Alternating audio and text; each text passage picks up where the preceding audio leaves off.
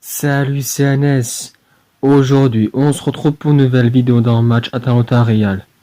Le match s'est déroulé dans le stade Atleti Azzurri. L'Atalanta veulent toujours prouver leur deuxième année de cette compétition, alors que le Real veulent se racheter après les 2 années échouées en huitième de finale de suite.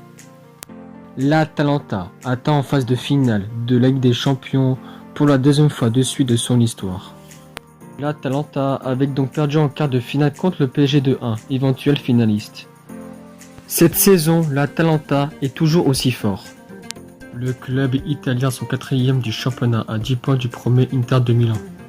L'Atalanta ont la deuxième meilleure attaque du championnat, 49 buts marqués en 22 matchs disputés. Sur la scène européenne, l'Atalanta a fini à la deuxième place de sa poule, à 2 points du Liverpool premier.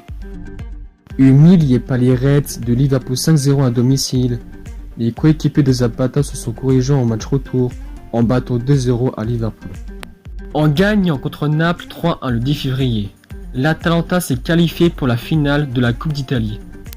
Ces 4 derniers matchs de championnat, ils ont perdu contre la Lazio 3-1. Ils ont fait match nul contre Torino 3-3. Ils ont gagné contre Cagliari seulement 1-0. Et dimanche soir, ils ont gagné contre Naples 4-2. Éliminé en huitième de finale par 2 fois de suite, contre l'Ajax en 2019 et par Manchester City en 2020, le Real doit se réveiller. En perdant en 2 fois aller-retour par le Shakhtar, le club madrilène ont gagné 2 fois aller-retour contre l'Inter. Ils se sont qualifiés en battant Gladbach à la dernière journée en étant premier de son groupe. Le club madrilène ne font pas une bonne saison, seulement 2e de Liga avec 5 points d'avance sur le FC Barcelone et 3 points de retard sur l'Atlético. Après avoir été éliminé en Supercoupe d'Espagne par Bilbao 2-1 et en Coupe du Roi par l'équipe de 3e division Alcoyano 2-1 en prolongation, le Real se sont bien réveillés en faisant 4 victoires de suite contre Huesca 2-1, Getafe 2-0, Valence 2-0 et samedi soir, ils ont gagné contre Valladolid 1-0. Casemiro a fait un bon match contre Valladolid. Il a marqué le seul but de la rencontre grâce à un coup franc magnifique de Kroos.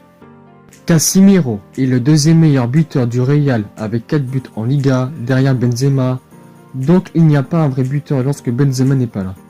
Courtois a fait un match énorme. Il a sorti des beaux arrêts qui l'avaient permis au Real d'avoir les 3 points et il a été élu homme du match. À l'Atalanta, il est important de rappeler que le bon meneur de jeu Papu Gomez a été transféré au FC Séville cet hiver. L'unique latéral droit titulaire, Hodbert, avec 2 buts cette saison dans le championnat italien et 2 passes décisives en Ligue des Champions, est blessé pour cette rencontre. Kovalenko, milieu, qui ont recruté cet hiver, n'a pas encore fait ses débuts avec sa nouvelle équipe. L'ancien joueur du FC Séville Muriel, 17 buts avec 2 en C1, et Zapata 13 buts avec 3 en C1, sont les 2 meilleurs buteurs de l'Atalanta cette saison. Donc, faut faire attention au Real avec ce duo offensif. Ilicic a marqué 3 buts et a fait 3 passes décisives depuis le début de saison. Au Real, le capitaine Ramos a été opéré au genou gauche et va rater ses doubles confrontations, le latéral droit titulaire Cavaral, le latéral gauche Marcelo, Odriozola, le milieu Valverde, l'ailier Rodrigo et l'ailier Eden Hazard sont indisponibles pour cette rencontre. Avec ses 17 buts marqués cette saison avec 4 en poule, Benzema est le seul patron de cette équipe. Alors voici ma composition du Real. Au gardien Courtois, en défense Mendy, Nacho, Varane, Vasquez, au milieu Kroos, Modric, Casemiro, en attaque Vinicius, Benzema, Asensio. Avec les grandes absences de blessures, le Real peut gagner difficilement contre l'Atalanta. Victoire 2-1 pour le Real. Le Real peut-il gagner ce match et avoir une petite avance sur le match retour?